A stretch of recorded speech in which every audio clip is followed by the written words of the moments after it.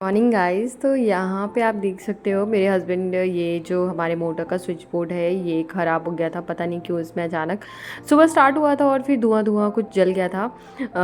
तो फिर इसको लेकर गए थे बनवाने और वही लाकर फिर इसको लगा रहे थे, क्योंकि इसके बिना तो काम ही नहीं चलना। वो भी पूजा के टाइम का दिन है तो घर धोना, बाकी चीज़ें, कपड़े वगैरह धुलना, तो पानी का वैसे ज़्यादा यूज़ था ही। तो यहाँ आप देख सकते हो सबके घर में, मोस्टली सबके घर में सब पूरा घर वगैरह धुलता है आज के दिन। जो भी एक्स्ट्रा कपड़े वगैरह या जो भी चादरें पर्दे वगैरह सब धोते हैं। और फिर यहाँ पे हमारे मतलब मेरी सुबह की पूजा तो हो ही गई थी।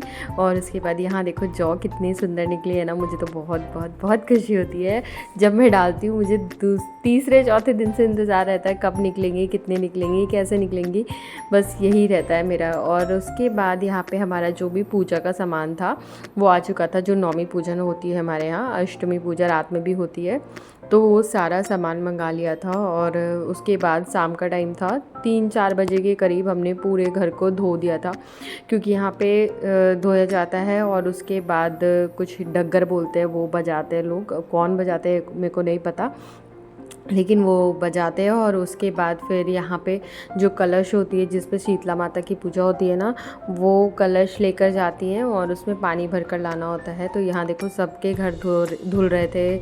हमारा भी घर पूरा हमने धो दिया था। और वैसे हमारा घर तो पहले से ही अच्छे से हमने साफ वाफ करके ही रखा हुआ था। और यहाँ देखो ये कलश में पानी लेकर आ गई थी और ये कुएँ से जाकर ले आती है, वहीं पर नहाती है और वहीं पर पानी लेकर आती है, जल लेकर आती है। और हमारी ये पूजा किचन में हम लोग करते हैं, तो किचन को भी अच्छे से बिल्कुल साफ़ सुथरा कर दिया था। सारी चीज़ें हमने हटा दी थी, बस जो पूजा का सामान था वो मैंने ला के रख दिया था। और गैस वगैरह, चूल्हा वगैरह भी चेंज कर दिया था। जो पूजा वगैरह वो तो वैसे भी मैंने नवरात्रि के पहले दिन पे ही चेंज कर दिया था। और फिर रात में ये हम लोग रात में जाकर पूजा करते हैं, तो 10-11 बजे से स्टार्ट कर दिया था। तो मैंने भाभी को बुला लिया था कि आप ये कर दीजिए। कि वैसे तो मैंने पिछली बार भी देखा था, बट फिर भी थोड़ा हिचक और थोड़ी डर होती है ना, तो बस मैंने सोचा कि वो ये कर देंगे, उसके बाद आगे का तो मैं कर ही लूँगी। तो बस कलश स्थापना उन्होंने कर दी थी। और बाकी जो भी यहाँ पे छापे वगैरह देते हैं चावल के आटे से, और सिंदूर वगैरह लगा दीवार पे देखो, वो सब उन्होंने कर दिया था। उसके बाद वो चली गई थी। फिर जो मेरे को आगे का करना था, यहाँ पे दाल पूड़ी बनती है, तो मैं दाल पूड़ी के लिए चना भिगो के मैंने रख दिया था और उसको ही बस पकाना है। थोड़ा पक जाए, लोग सीटियाँ भी लगा देते हैं, बट यहाँ पे मैंने मम्मी जी को ऐसे ही देखा है, कढ़ाई में ही करती हैं वो। तो मैं भी वही करती। ज़्यादा टाइम लगता नहीं है, वैसे हो ही जाता है, 15-20 मिनट लगते हैं। तो यहाँ पे ये देखो मेरा चना भी लगभग, चना दाल पक चुका था। और उसके बाद यहाँ पे मैंने सोचा कि तब तक वो थोड़ा टाइम लगेगा, मैं आटा वगैरह गूंद के रख लेती हूँ, ताकि वो अच्छे से आटा गुन जाए और फूल जाए। तो बस वही कर रही थी।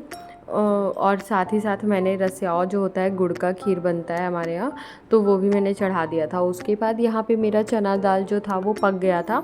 और इसको फिर ना मिक्सी में नहीं, सील पे ही पीसा है। और काफ़ी गर्म भी था, मेरे तो हाथ जल रहे थे, लेकिन फिर भी वेट नहीं कर सकती थी। अगर करती तो बहुत ज़्यादा टाइम लग जाता ठंडा होने का, तो इसलिए थोड़ा थोड़ा करके मैंने पीस लिया। क्योंकि साथ ही पूड़ियाँ भी बिना दाल की पूड़ियाँ भी बनानी थी। 14-15 पूड़ियाँ बनती है, 14 तो वैसे चढ़ाते हैं, एक एक्स्ट्रा ही बनाते, 1-2 एक्स्ट्रा, तो 15 वो पूड़ियाँ बनती है। और फिर ये भी 1-2 एक्स्ट्रा ही बनती है, तो लगभग 15-16 पूड़ियों के लगभग चना दाल उबालते हैं।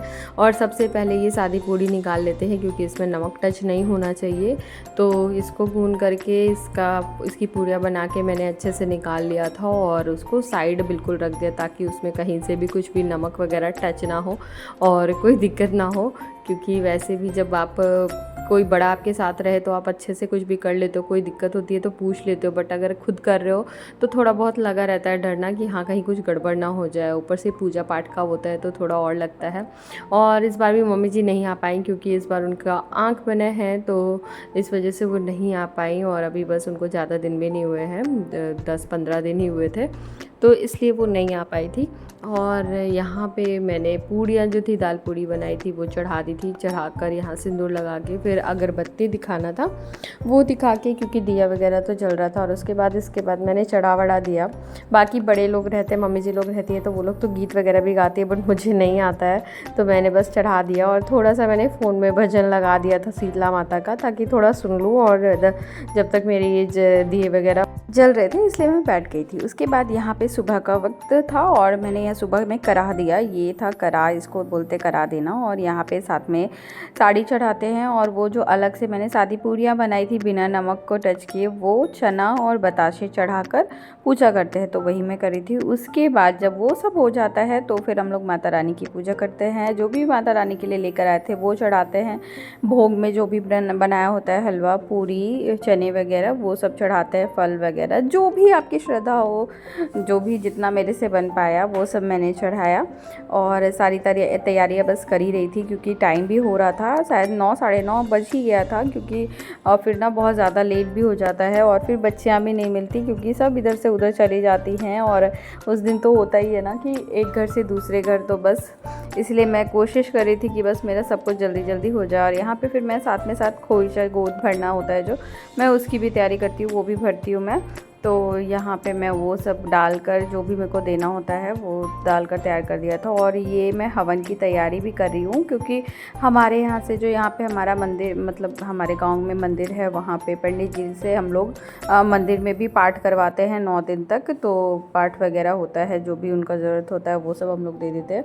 और फिर आज के दिन हवन का भी काम करते हैं, वहाँ पे हवन भी होता है, तो उसके लिए भी सब सामान जो भी पंडित जी बताते हैं वो सब सामान वहाँ भी भिजवाना होता है। तो इसलिए मैं 2 जगह हवन का तैयार कर रही थी क्योंकि मंदिर भी भिजवाना था। और यहाँ पे मैं घर पे मैं, मेरे हस्बैंड और बच्चे, इन दोनों को कुछ दिख जाए, ये दोनों ना लगे तो ऐसा हो ही नहीं सकता है। तो बस ये दोनों भी साथ ही साथ लगे थे और घर में पूरा धुआं भर गया था और हमारा हवन भी हो गया था। बस बाकी तो जो भी माता रानी, जो भी गलती वगैरह होगी उसको माता रानी ही माफ़ करेंगी। उसके बाद हवन करने के बाद मैंने यहाँ पे आरती की। बच्चों को मैंने बाहर भेज दिया था क्योंकि पूरे घर में धुआं धुआं धुआं भर गया था। और धुआं थोड़ा निकालना बहुत, मतलब खिड़की तो है लेकिन वो उल्टे डायरेक्शन में आ रहा था तो पूरे घर में ही भर गया था। तो फिर उसके इसलिए बच्चों को बाहर भेज दिया था और मैंने यहाँ पे आरती की। और आरती करने के बाद हमने किया कन्या पूजन। मैंने सोचा था इस बार थोड़ा कन्याओं का पहले ही पैर धोकर और थाल में आलता रखूँगी और उससे ही कन्याओं का गृह प्रवेश, मतलब घर के अंदर कर लेकर आऊँगी। तो वही मैंने किया था। और थोड़ा मैं वहाँ आगे नहीं जा सकती हूँ, इसीलिए मैंने, हमारे भैया हैं उनकी बेटी, तो उनसे मैंने बोल दिया था, तो वो वहाँ पे पैर धो दे रही थी और साथ में आलता लगा के, आलता में इस तरीके से पैर करके आगे यहाँ पे हमने सारी कन्याओं को अंदर किया। और बस इसी तरीके से माता रानी जो भी हो, जैसे भी हो, माता रानी हम पे अपनी कृपा बना के रखे, यही चाहिए। और जो भी गलतियाँ हुई हों, क्योंकि ऐसा तो हो नहीं सकता कि कोई भी परफेक्ट हो और सारी चीज़ें परफेक्शन के साथ करें, तो हमसे भी गलतियाँ हो ही जाती है और उसको तो भगवान जी ही माफ़ करेंगे। तो बस उसके बाद यहाँ पे सबको बिठाया अच्छे से और सबको पहले टीका लगाया, हैंकी लगा के और हेयर बैंड लगा के, ताकि क्योंकि कुछ देते हैं ना सर पे भी, चुन्नी दीजिए, दुपट्टा दीजिए या हैंकी दे दीजिए, तो मैंने हैंकी ही मंगवा लिया था। और हैंकी के साथ हेयर बैंड लगा के टीका लगा कर सबको मैंने हाथ में कलावा बांध दिया। उसके बाद जो भी प्रसाद बनाया था मैंने वो सबको दिया, भोग लगाया और इन सब ने अपना शुरू किया खाना।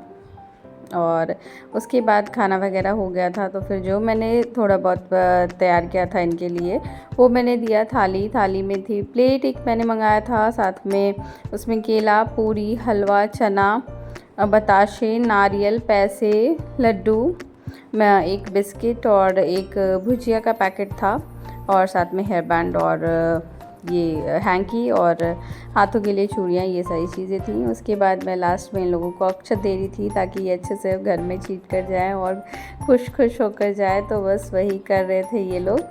और बस उसके बाद मैंने सबसे आशीर्वाद लिया और ये लोग मुझे दे भी रहे, आप लोग देखो। फिर मैंने अपने हस्बैंड को बोला हो कि आप भी ले लीजिए सबसे आशीर्वाद। तो गाइज इस ब्लॉग में अभी के लिए इतना ही। आई होप आप लोगों को छोटा सा प्यारा सा ब्लॉग अच्छा लगा होगा। तो नए हैं तो सब्सक्राइब करना ना और मेरी वीडियो को लाइक करना ना भूलें। अच्छा या बुरा लगता है तो कमेंट करके बताएं और साथ ही साथ कमेंट में जय माता दी ज़रूर लिखें। तब तक के लिए बाय, फिर मिलते हैं जल्दी एक नए ब्लॉग में। तब तक बाय बाय।